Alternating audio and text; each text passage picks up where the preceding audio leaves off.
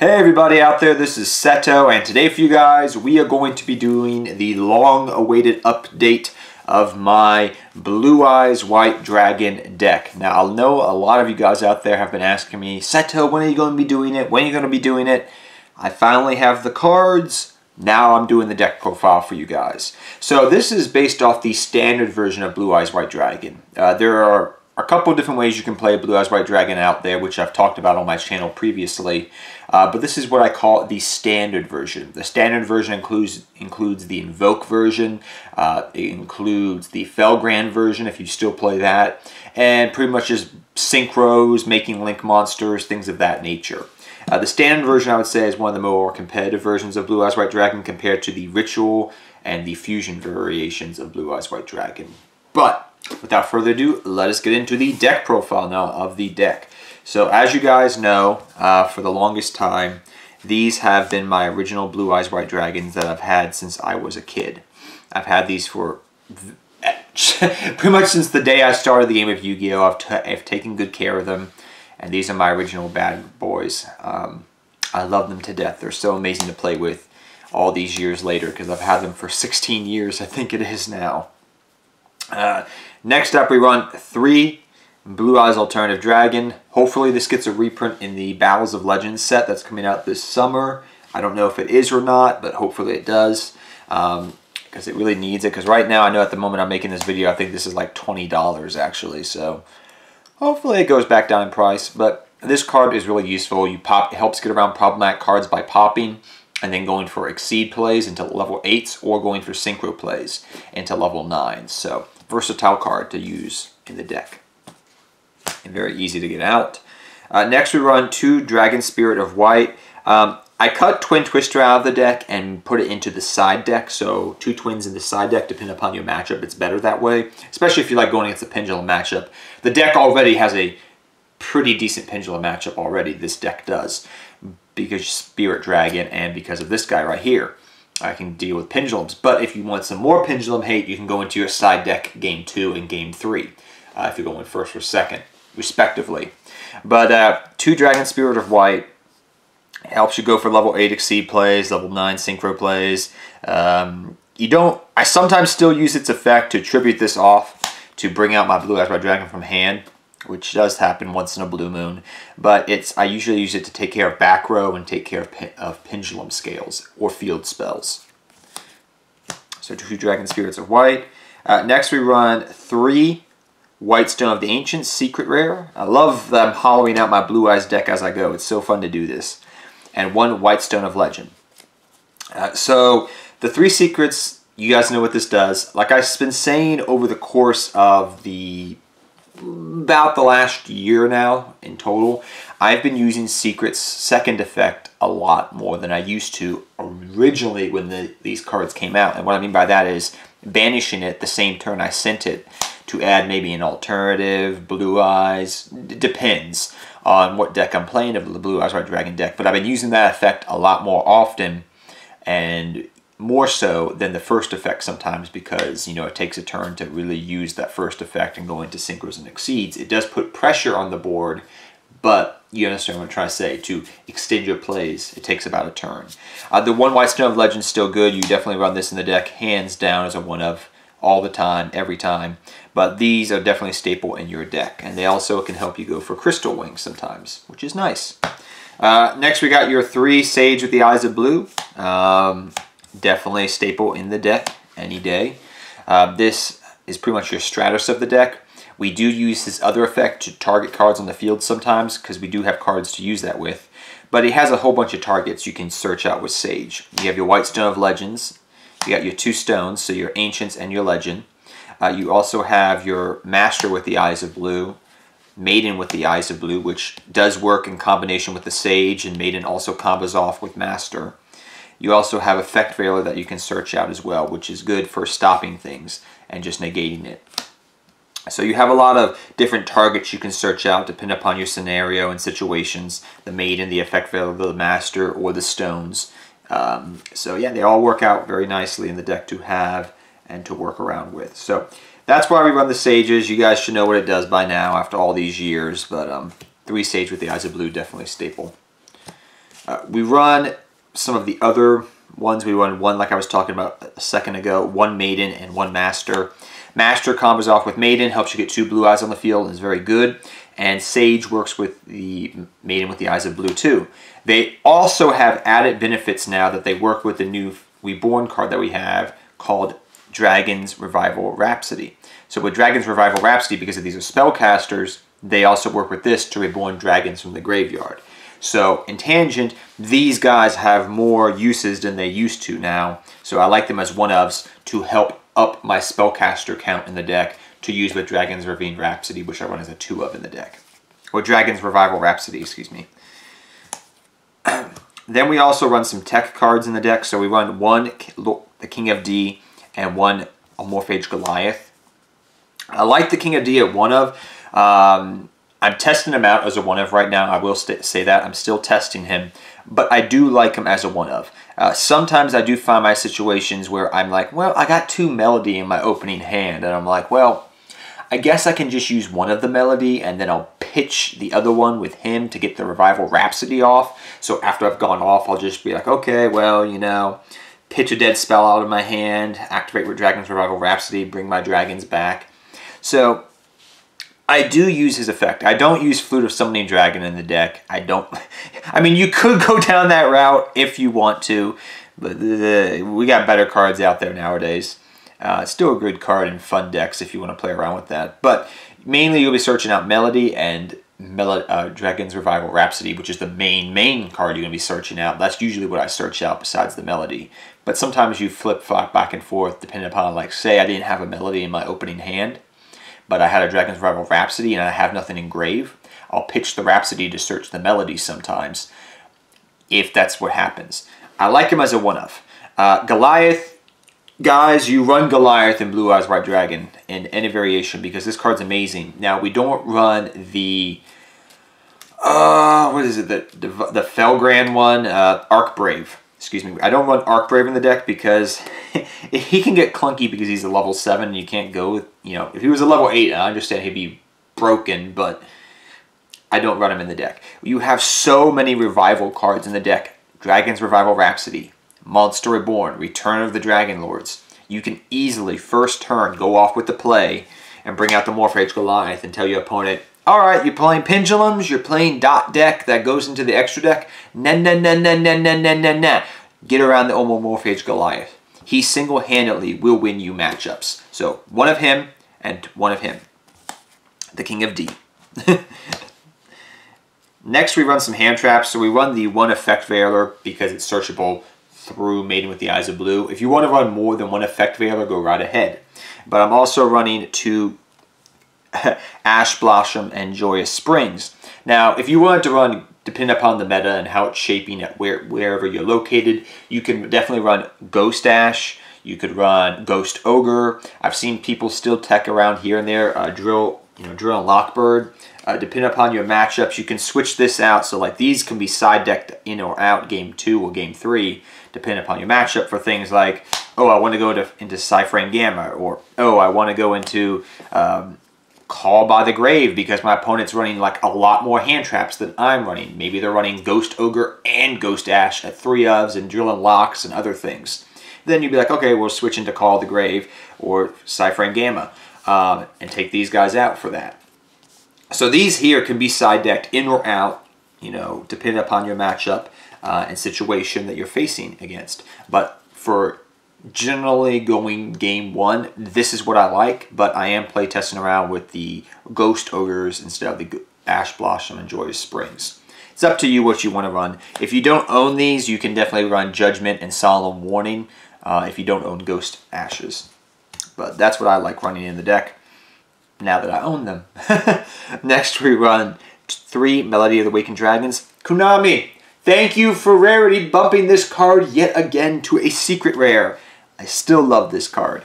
So you know what this thing does. Searches alternative, searches your vanilla Blue Eyes, helps you go off, helps get things engraved, like your stones, to set up combo plays. Great, great, great card. Next we run 3 Return of the Dragon Lords in the deck. Staple, you know what it does. Use this, like I say all the time, use this as soon as you can so this can be engraved to protect your dragons. I always say that to people. Next we run 2 Dragon's Revival Rhapsody.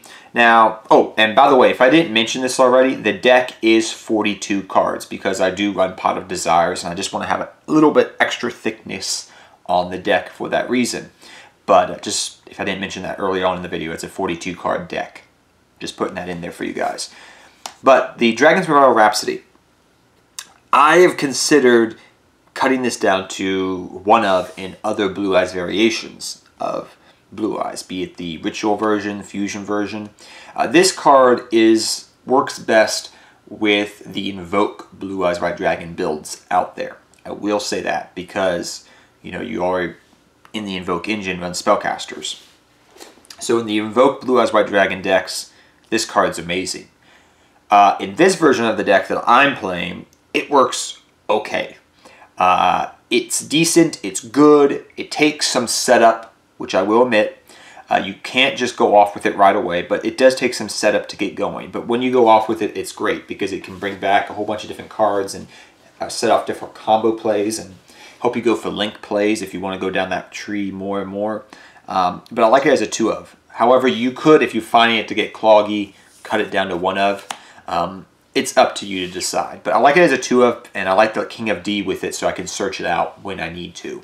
And automatically, if I'm like, have King of D and a dead spell in my hand, I'm bringing back a whole bunch of dragons that I can do things with. So that's very nice to have. Next we run your 3 trade-in. You guys know you have a whole bunch of level 8s. A Morphage Goliath, if I didn't mention earlier, is a level 8, so that's trade-in fodder as well.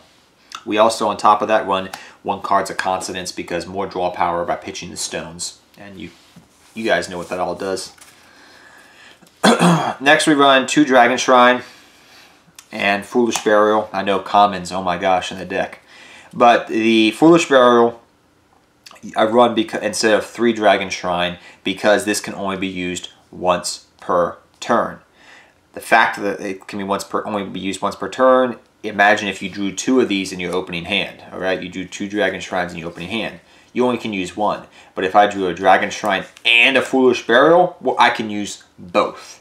So that's the reason why I went with 2 Dragon Shrine and 1 Foolish Burial.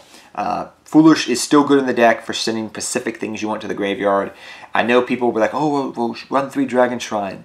Believe me, running 3, I found from testing with all the new stuff, can get cloggy to some degree. So that's why I like the 2 Dragon Shrine and the 1 Foolish Burial. But run it the way you want to. Next we run your 1 Upstart Goblin, draw power. I know people always go, running Upstart Goblin in a 42 card deck is bad. Hey, it's something that I can take out and side deck into if you wanted to do that. Or it's just more draw power. Like life points don't matter, draw on my deck. I love it. So one desires, more draw power for the deck, thinning out my deck and getting some draw power in. I don't like double desires though because I always, in my taste, every time I play double desires in a deck, I always seem to draw desires off desires, and I hate that feeling. So I decided to run just the 1 desires. If you get it mid-game, it's good. If you get it early game, it's good. Whenever you draw it, it'll be good, and you'll be getting cards that you can definitely use off of it. So 1 desires and 1 Upstart Goblin. Next we run 1 Soul Charge, 1 Silver's Cry, and 1 Monster Reborn. The reason we're running these is these are amazing cards to Reborn off of. So we have a lot more Revival cards in the deck. I'll just mention that very quickly. But Soul Charge, Silver's Cry, I still like it as a 1 of in the deck after testing it out. And 1 Monster Reborn. You have a total of, I think, 6, 7, 8 Reborn cards in the deck. The 3 Return of the Dragon Lords, these 3, and the 2 Dragon's Revival Rhapsody. So you have a lot of ways to send dragons to the graveyard, reborn dragons from the graveyard very easily. On to the extra deck, we run my Dragonite, which is my favorite Pokemon out there, and it brings me good luck as a token I keep in my deck. We have Lily and Skyla, my girls I love from Pokemon. And what would it be with a Seto Kaiba deck profile without my Seto Kaiba tokens that bring me good luck all the time, right? So let's get into the extra deck now. 2 Blue Eyes Spirit Dragon, you guys know what this does. You could run either 1 or 2 of Azure Eyes the Silver Dragon. I prefer 2 of because I always seem like I need 2 of them. but you could easily get away with running one if you want to fill it out, take something out to run like Link monsters, which we'll talk about in the end here. One Ancient Fairy Dragon, which can help Spirit, and it can go into Ancient Fairy, and Spirit can also go into Black Rose Moonlight Dragon, which is good against certain matchups and getting around problematic things. And we also won one Crystal Wing. You can run Michael the Arch Swarm Angel if you want to, but he always comes in and out of my extra deck, because usually you want to go for Ancient Fairy, so that way you can go for Crystal Wing. That's how that works. Or I want to go for this, but usually your standard version you go for this. Here's your eyes. For your extra deck, we run the Galaxy Eyes package of one Cypher, one Full Armor, and one Dark Matter Dragon.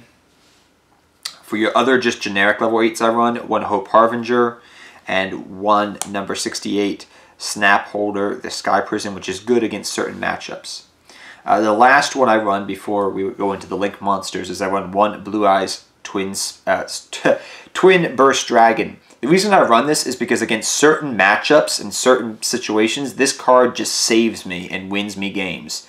So I like him as a 1-up because against certain matchups, he's really, really good. And I like him as a 1-up in the deck.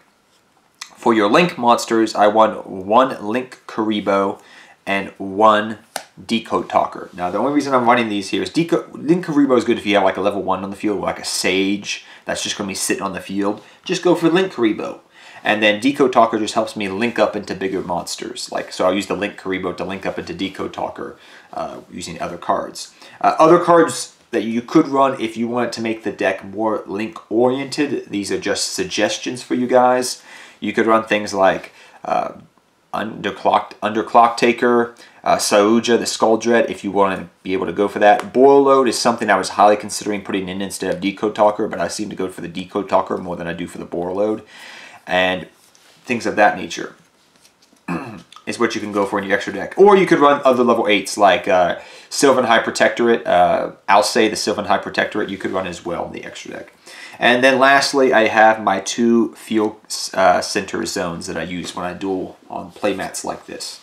So, yep, that is the extra deck, guys. That is pretty much straightforward with the Blue Eyes White Dragon deck. So let's talk about for a second, because we got a couple minutes left here, about playing it competitively. I would say right now that the standard version of Blue Eyes are the best ways to play Blue Eyes White Dragon if you're trying to go into a tournament and win. The other version of Blue Eyes are fun. You can have fun with your buddies. You'll probably even have, win games with them. But the standard version is the best. For side deck techs, you can run a whole bunch of different things. Granted, the deck runs a lot of spells, but against the Pendulum matchup, you could run a lot of things like you could still run a lot of things like your Anti-Spell Fragrance, if you're especially going first. Take it out if you're going second, you guys know that. And things of that nature. You could definitely rotate your hand traps depending upon your matchups, because people are going to be running a lot of this card now that it's legal. So your hand traps may not be as good as they once were, but Call by the Grave. Like I said, if you see this card and you know they're playing it, then don't run hand traps. Run other things that will hurt their deck. But the side deck, you can easily side things in and out like I was talking about. It's very easy once you learn the deck what to side in and out. Like I said, the hand traps are one of the, and the Upstart Goblin, that's 4 slots right there that I can side in and out at will. According to that, there's other cards that I know that they're nice to go if you're going turn 1, like Blue Eyes White Maiden. It's good to have in the deck, but it's not necessary. And if I can have more side deck hate to usually put in against a certain deck, then I'll take certain cards like that because it's not integral to the way the deck functions. It's just nice to have if you're going turn 1 and going off. So that's just to say that. But I hope you guys all enjoy the deck profile of the deck. I love talking about this deck, trying to make it as good as possible. And I hope you guys, and thank you to all you guys for being patient out there as I was collecting all the cards and building the deck and making sure I had everything ready for you and had tested the deck out. So thank you for your patience, guys, and all my viewers and subscribers out there. And hope you guys all enjoy this video. And if you did, please give it a thumbs up. And until next time, guys, take care. Have fun dueling. Good luck dueling to all of you. And go Blue Eyes White Dragon and go Seto Kaiba. Good luck dueling to all of you.